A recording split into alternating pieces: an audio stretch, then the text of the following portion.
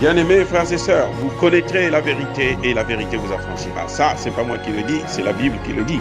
Mais moi, je vous dis bien, vous connaîtrez la vérité historique, notamment celle de vos ancêtres kémites, et vous aurez une vision globale de ce que c'est que la vraie souveraineté politique. J'ajoute, vous reviendrez à la spiritualité africaine ancestrale et vous comprendrez les enjeux de l'indépendance économique. Et pour terminer, vous accepterez votre identité culturelle kémite et vous obtiendrez deux choses. La première, c'est la paix. La seconde, c'est le développement, à une condition. L'unité de toute l'Afrique noire, l'unité de tous les Noirs du monde entier. Otep à tous, bienvenue sur la chaîne des panafricanistes par essence, par conviction et par excellence. Celle des citoyens kémites par nécessité et obligation de combat. Nous sommes une chaîne qui n'est guidée que par nos ancêtres, et rien que par les ancêtres qui appartiennent à l'égrégore du monde noir. Par conséquent, nous ne croyons en aucun Dieu venu de l'étranger. Toutefois, cette vidéo n'est aucunement destinée à inciter à la haine ou à la violence, car nous menons un combat qui est d'abord et avant tout spirituel, intellectuel et démocratique. Ensuite, il est politique, géopolitique et géostratégique, contre l'impérialisme, le colonialisme, le néocolonialisme et l'endocolonial, qui sont tous qualifiés de crimes contre l'humanité. Nous menons ce combat sur la base du principe fondamental que nous avons hérité de nos ancêtres kémites, qui est celui de la Mahat, c'est-à-dire solidarité, vérité et justice.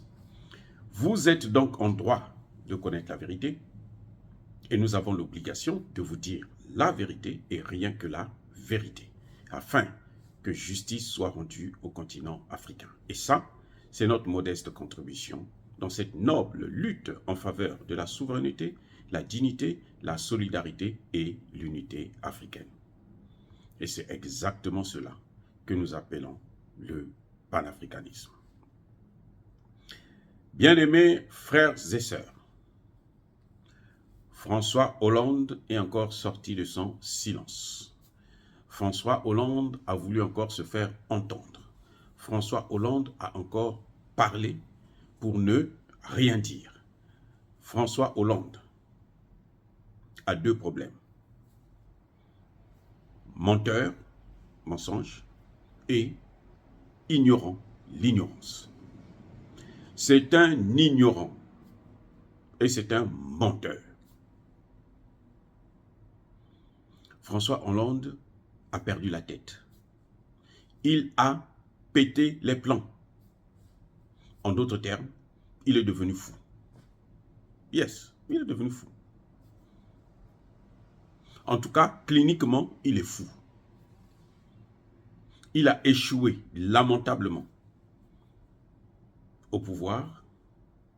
Il a transmis le pouvoir à quelqu'un qui l'a formé lui-même. François Hollande a passé 5 ans pour préparer le terrain pour Emmanuel Macron. En tout cas, visiblement. François Hollande a été le ministre d'Emmanuel Macron aujourd'hui. François Hollande est le serviteur d'Emmanuel Macron. Le même François Hollande qui a dit il y a quelques mois, l'année passée, vous vous souvenez très bien, j'en avais parlé dans une des vidéos, où je disais déjà qu'il était menteur. François Hollande disait que s'il était à la place d'Emmanuel Macron, il n'allait pas garder aussi longtemps la mission des soldats militaires, des soldats français au Mali. Ça, c'est François Hollande qui a dit. Il n'allait pas garder ces soldats-là au Mali. Aujourd'hui, François Hollande vous dit autre chose. Il vous dit tout simplement que non, la situation s'est aggravée quand les soldats français sont partis du Mali. Les soldats français sont partis l'année passée. Il n'y a même pas un an, ça fait quelques mois que les soldats français sont partis. Vous vous rendez compte? Lui dit que la situation s'est aggravée quand les soldats français sont partis. Alors que, quand les soldats français sont venus, les terroristes là occupaient à peine entre 5 et 10% du territoire. Quand les soldats français partaient, les terroristes occupaient 80% du territoire. le Premier ministre Choguel Kokala Maïga l'a dit. Il a fait le bilan de l'opération Barkhane. Serval et Barkhane. François Hollande, c'est un ignorant. C'est-à-dire qu'il est dégoûtant pour un ancien président d'un pays comme la France, qui se dit civilisateur. Mentir et être ignorant à ce point, c'est ignoble. C'est ignoble. C'est des gens qui sont nés avant la honte. Heureusement que le ridicule ne tue pas. Heureusement. Eh oui. François Hollande vous dit qu'il respecte la souveraineté des États. Il respecte la souveraineté du Mali. Les Français ont déjà respecté quelle souveraineté de quel État en Afrique? Que font les bases militaires françaises en Afrique? Plus de 12 000 soldats français sont en Afrique. Plus de 12 000. Ça, c'est le respect de la souveraineté. Au Gabon aussi, on les a appelés. Au Tchad, on les a appelés. Au Centrafrique, on les avait appelés pour dire qu'au Mali, ils respectent la souveraineté. C'est parce que le gouvernement malien de l'époque, le gouvernement de Dionkunda Traoré, les avait suppliés. Donc, ils pleuraient, ils étaient à genoux, ils pleuraient. Oh, François Hollande, si tu ne viens pas vraiment, nous on est foutus. Les djihadistes vont nous prendre. Attendez, écoutez. Il dit que c'est au téléphone que le président a demandé l'intervention de François Hollande. Au téléphone. Vous avez déjà vu une chose pareille? Et il ment comme il respire. Mais il est aussi bête. Il est ignorant. Il ne vaut rien. Il est ignorant. Ah oui. Il est complètement ignorant. C'est incroyable de ce que François Hollande a dit sur RFI et France 24. C'est incroyable. Je vais vous dire comment ça s'est passé exactement. Nous avons la lettre. Il dit que c'était à la demande aussi de l'Union africaine. L'Union africaine avait envoyé quelle lettre à François Hollande pour venir intervenir au Mali? Ou les Nations Unies. Les Nations Unies avaient envoyé quelle lettre? Si c'était les Nations Unies qui avaient autorisé à la France d'intervenir, mais pourquoi les Nations Unies ont envoyé une mission? Vous croyez que les Nations Unies sont... Mais attends, donc finalement les Nations Unies là aussi ne valent pas grand-chose, c'est zéro. Les Nations Unies ont demandé à ce que lui puisse intervenir. Et les Nations Unies ont organisé une mission qui est là jusqu'à aujourd'hui. Ils ne veulent pas partir. François Hollande, ça dit que a oublié une chose. Quand il va nous dire que le colonialisme, le néocolonialisme, là, c'est la Russie. Oh, ok, très bien. Très bien. On va aller pas à pas. C'est là où je vous dis qu'il n'est pas intelligent. L'école, là, qui forme les hommes politiques françaises, là, français plutôt, mais c'est une école qui forme des nullards. Ils ont formé Sarkozy qui est venu raconter sa vie. Maintenant, c'est François Hollande qui est en train de raconter sa vie. Regardez. 2 points. Hein? La Russie, c'est le néocolonialiste. Ok, très bien, je suis d'accord avec vous. Qu'est-ce que ça veut dire néocolonialisme? C'est quoi? Il y a 2 mots là. Il y a néo et il y a colonialisme. Néo, c'est nouveau. Néo là, ça veut dire nouveau. Et oui, le colonialisme, c'est le fait de dominer un pays pour le contrôle de ses ressources humaines et naturelles. Donc, néocolonialisme, là, ça veut dire le nouveau colonialisme.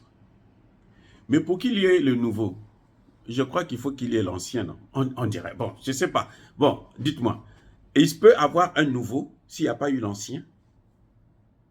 La loi de la dialectique dit que le nouveau doit remplacer l'ancien.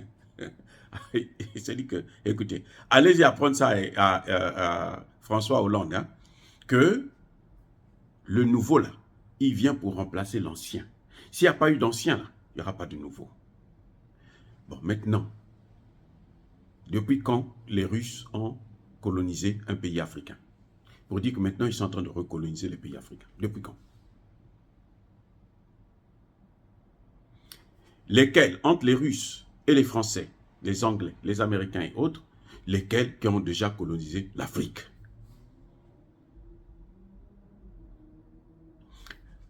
L'acte fondamental de la colonisation, c'est la conférence de Berlin de 1885. En fait, elle a commencé en novembre, je crois, 1884 jusqu'à février 1885.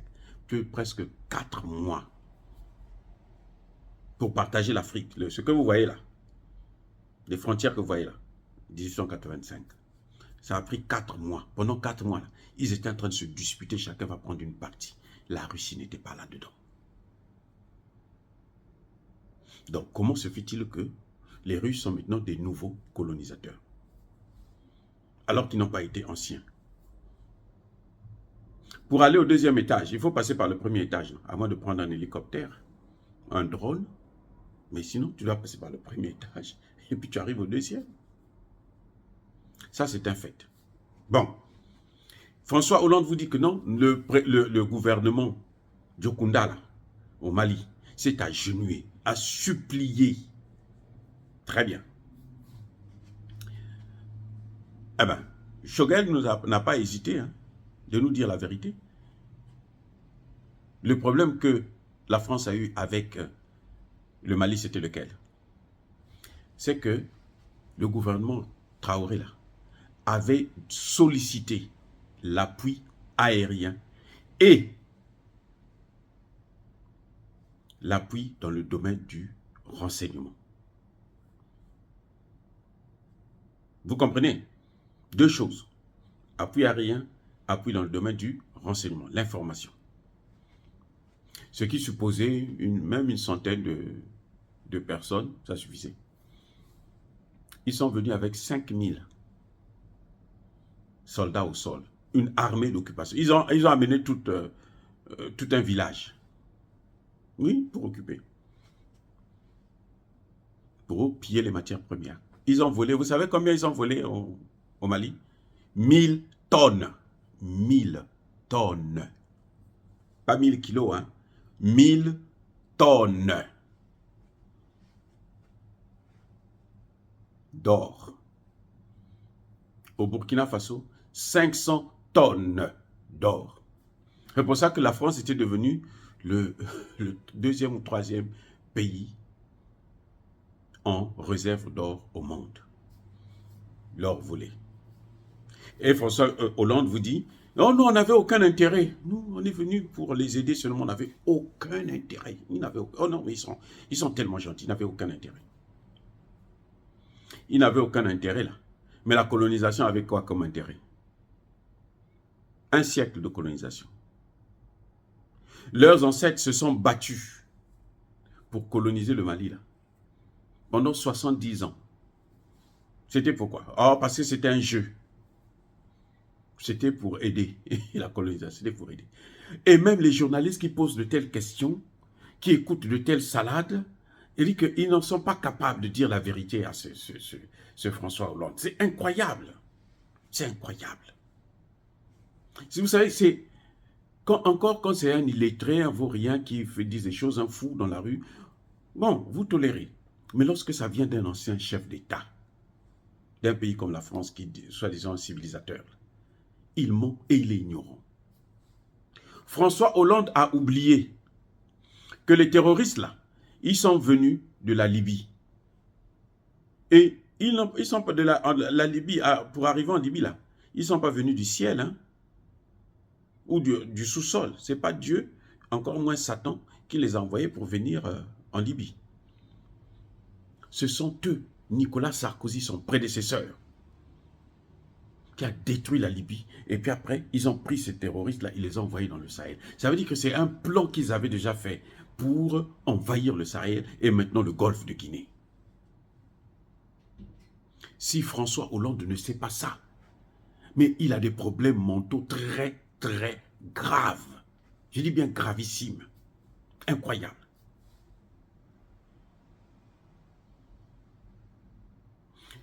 Quand le gouvernement malien a dit, bon, on va relire le contrat que nous avons eu avec vous. On va relire ça, les termes du contrat. Et puis on va voir comment on peut mettre ça en application ou améliorer. C'est là que Emmanuel Macron a décidé de retirer ses troupes. Maintenant, depuis que les Maliens sont, les soldats français sont partis là, le Mali, vous pouvez avoir 1 mois, 2 mois, jusqu'à 7 mois, sans qu'il y ait un seul attentat terroriste. Ça a repris encore là, quelque temps. Entre-temps, ce sont entre eux qui se battaient. Quel est le problème? Il n'est pas l'arbitre. Le gouvernement n'est pas un arbitre. Il les laisse se battre. Et puis celui qui va tuer les autres, il attaque. Aujourd'hui, la peur a changé de camp. Ils sont traqués au Mali, ils sont traqués au Burkina Faso. Leur seul repli là, c'est le Niger. Parce que le Niger, vous savez, il y a quoi? Il y a les Français, il y a les Américains, il y a les Allemands, il y a les Espagnols. Et tous les gars de l'OTAN là. Voilà ce qui se passe. La réalité, c'est celle-là, sur le terrain. Maintenant, ils sont traqués au Burkina Faso, ils sont traqués au Mali. Donc, ils sont pris en tenaille. Le Burkina aussi a interdit le survol de son territoire par les avions français. Les hélicoptères qui ravitaillaient les gares, les terroristes. Ils ont même changé de nom de ces gares-là. Ils ne les appellent plus terroristes, on les appelle maintenant les groupes politico-militaires, les djihadistes rebelles. Voilà. Mais François Hollande est malade quand il dit que non, voilà, depuis que les gars ils sont partis, les Français sont partis, la situation s'est aggravée. C'est faux. Ce sont eux qui ont aggravé la situation. François Hollande est sans ignorer que lorsque l'armée malienne, avant même Assimi Goïta, a débarqué, a voulu rentrer pour déloger les terroristes de Kidal, c'est l'armée française qui s'est interposée. Manque de peau pour eux, c'est que Assimi Goïta était parmi les troupes qu'on a empêché de rentrer dans Kidal. Assimi Goïta, qui est là, président, il sait de quoi il parle. Il sait pourquoi il est en train d'agir. Pourquoi il a chassé les Français. Parce qu'il sait qu'il n'était pas là pour régler le problème. Puisqu'il était sur le terrain, il les a vus, il a travaillé avec eux. Les Français ont même failli les fusiller tous. Ils disent, si vous avancez encore, nous on vous fusille. Comme ils avaient une supériorité de feu, les Maliens se sont repliés. Avec Assimi Goïta dans le lot. François Hollande veut nous apprendre quoi? Il dit quoi, ce mec? Il a quoi? Non, écoutez. La France a intérêt à changer sa politique. Nous allons lui faire changer cette politique-là. Dans toute l'Afrique. Elle a 2 piliers sur lesquels nous sommes en train de travailler. C'est les bases militaires, c'est le CFA. Et nous allons faire partir ces 2 piliers-là. Nous allons les casser, ces 2 piliers. Ah oui. Ils ont violé les accords qu'il y a eu avec Diokounda Traoré. Et Diokounda Traoré, vous savez quoi? Ce Diokounda Traoré, c'était un gouvernement de transition. C'était une junte. Ce qu'ils appellent junte. C'était une junte que eux, ils avaient mis en place. Comment? Parce que lorsque ATT est prêt à quitter le pouvoir, quelques mois avant les élections, Diokounda Traoré organise le coup d'État, alors qu'il savait très bien que ATT ne devait pas se représenter, parce que ATT était devenu gênant pour eux. ATT ne voulait pas, justement, leur céder le Mali. C'est ça que vous n'avez pas compris. ATT ne voulait pas leur céder le Mali, donc ils ont fait un coup d'État, on l'a enlevé, ils ont mis Diokounda Traoré qui leur a donné les marchés, et, comment on appelle, Ibeka est venu continuer. Au nom de, comment on appelle ça là, la responsabilité de l'État. Non, François Hollande, qu'est-ce qu'il veut apprendre aux gens? Mais il doit repartir à l'école pour relire ses cours d'histoire des relations entre la France et l'Afrique. C'est aussi simple que ça. Oh, bien aimés frères et sœurs, dire cela, c'est inciter à la haine ou à la violence. Non, non, non, non. Yaba colère, ve yamaleb. Encore une fois, je persiste et je signe. Soyez bénis. par le Dieu des Kémites et par tous les ancêtres de la terre-mère Afrique. Mais que tous ceux qui persécutent le continent africain, tous ceux qui le déstabilisent et le pillent, qu'ils puissent être maudits, punis, détruits, neutralisés, effacés par ce Dieu des Kémites et par nos ancêtres angélisés, qu'ils soient noirs ou qu'ils soient blancs. Vive l'Afrique éternelle. J'ai dit et j'assume.